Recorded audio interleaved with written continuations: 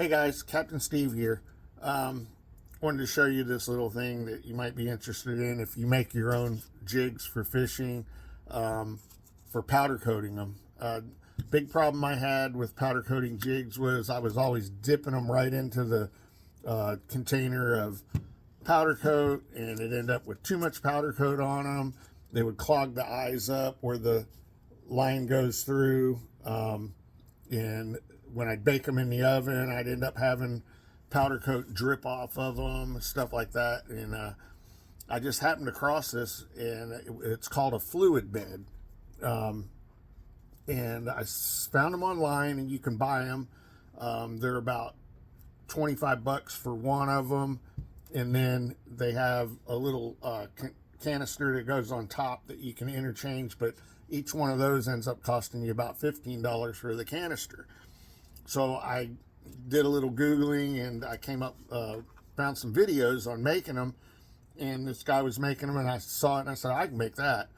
So I decided to make my own. So I've got about 10 of them now that I made for different colors, and I wanted to show you how I'm making it, which is basically the same way he's making it, but I'm going to kind of simplify it, make it real quick, and so you can know what you need and how easy it is to make one of these.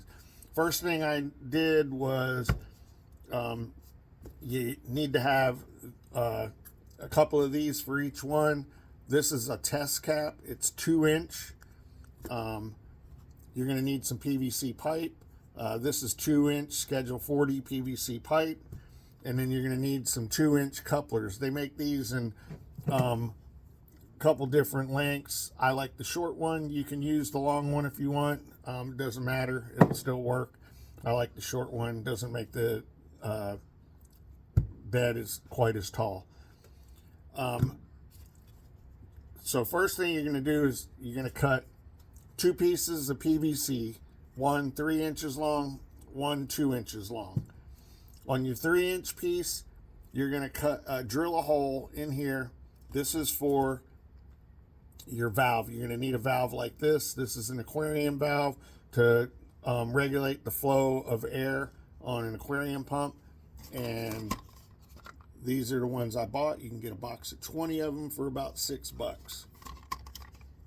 Got them on Amazon. You're going to drill a hole here for your valve. The hole size that I used for this particular valve is 15/64 drill bit. If you don't have that size, you could use the size step down and probably ream it out a little bit with it, so that goes in there like that.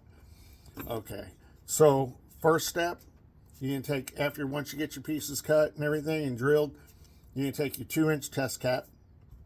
You're going to glue it to the bottom of the 3-inch piece. That hole's going to be on the bottom of the pipe. You're going to glue it.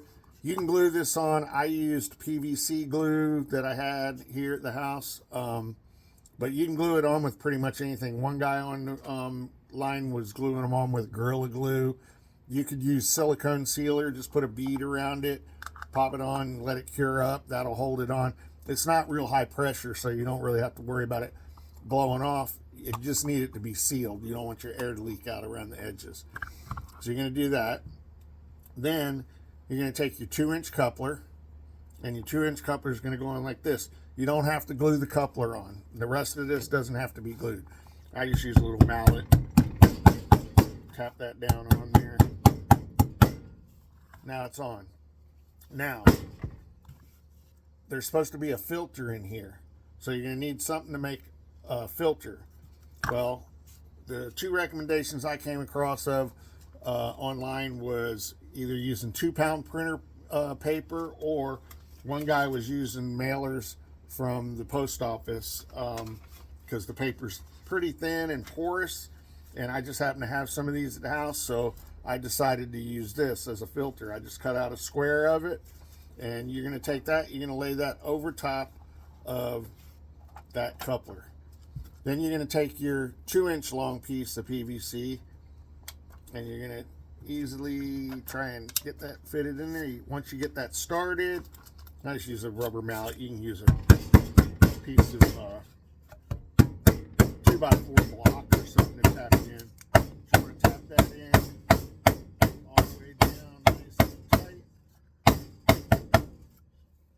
got that in nice and tight. Now you got a nice filter in there.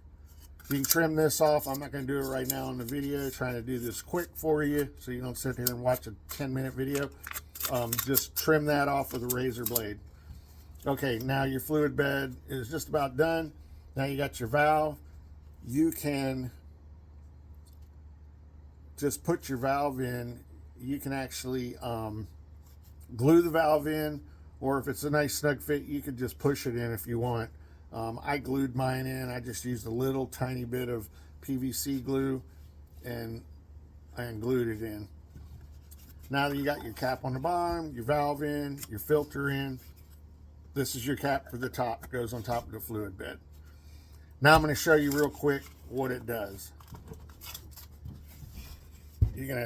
I bought a bubbler pump off of Amazon. I tried to use one of my pumps, battery operated pumps for my bait wells, but it didn't create enough pressure, so I needed something a little more powerful, so I bought that. Plus it plugs in the 110, and so I don't have to worry about batteries going dead.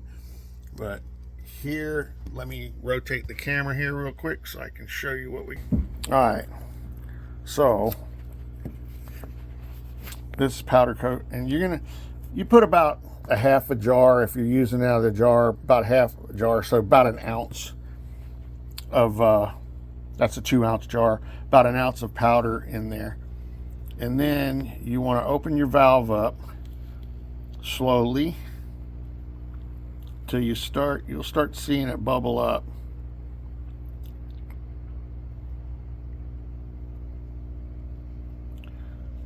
Come on. There you go, it's starting to bubble up.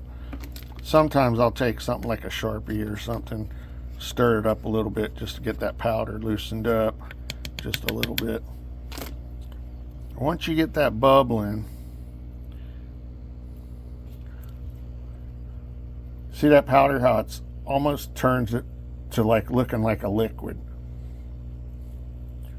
Once you get that, when you dip that jig down in there, it's going to coat that jig almost perfectly. You just maybe, once you pull the jig out, you might give it a little shake. You're going to have to heat the jig a little bit. Do that with a heat gun. Just heat it a little bit. You don't want it scalding hot. Just enough to make the powder stick. Then you can bake them in the oven, or you can finish them off with the heat gun. Anyway, appreciate you guys watching the video. Hopefully that helped you out, and you can get a better powder coating job on your jigs. Have a good one.